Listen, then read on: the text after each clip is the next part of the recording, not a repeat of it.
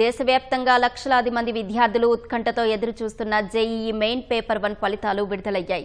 ఉదయం ఫైనల్ కి విడుదల చేసిన ఎన్టీఏ అధికారులు తాజాగా ఫలితాలను విడుదల చేశారు. 12 మంది అభ్యర్థులు 100% సాధించారని, వారిలో అత్యధికంగా 3 రాజస్థాన్కు చెందిన వారు ఉన్నారని ఎన్టీఏ ప్రకటించింది.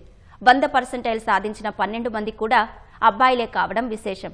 వీరిలో 3 రాజస్థాన్, 2 ఆంధ్రప్రదేశ్ విద్యార్థులు ఉన్నారు. తెలంగాణ, ఢిల్లీ, బీహార్, ఒడిశా, హర్యానా, మహారాష్ట్ర, గుజరాత్ నుంచి ఒక్కొక్కరు చొప్పున ఉన్నారు. ఏపీ విద్యార్థి జి నరేంద్రబాబు 100% సాధించాడు. ఓబీసీ కేటగిరీలో నరేంద్రబాబుకు మొదటి ర్యాంకు వచ్చింది. మరో ఏపీ విద్యార్థి పసల మోహిత్కు 100% వచ్చింది. ఎస్సీ కేటగిరీలో ఏపీ విద్యార్థి దేవ శ్రీవేద్ మొదటి ర్యాంకు సాధించాడు. తెలంగాణకు చెందిన వివన్ శరద్ మహేశ్వరి 100% సాధించినట్లు ఎన్టీఏ జాబితాలో వెల్లడైంది. 13.04 లక్షలకు పైగా అభ్యర్థులు ఈ పరీక్షకు హాజరయ్యారు.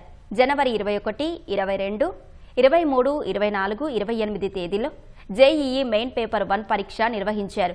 జనవరి 29న నిర్వహించిన జేఈఈ మెయిన్ పేపర్ 2 ఫలితాలను తర్వాత ప్రకటించనున్నారు.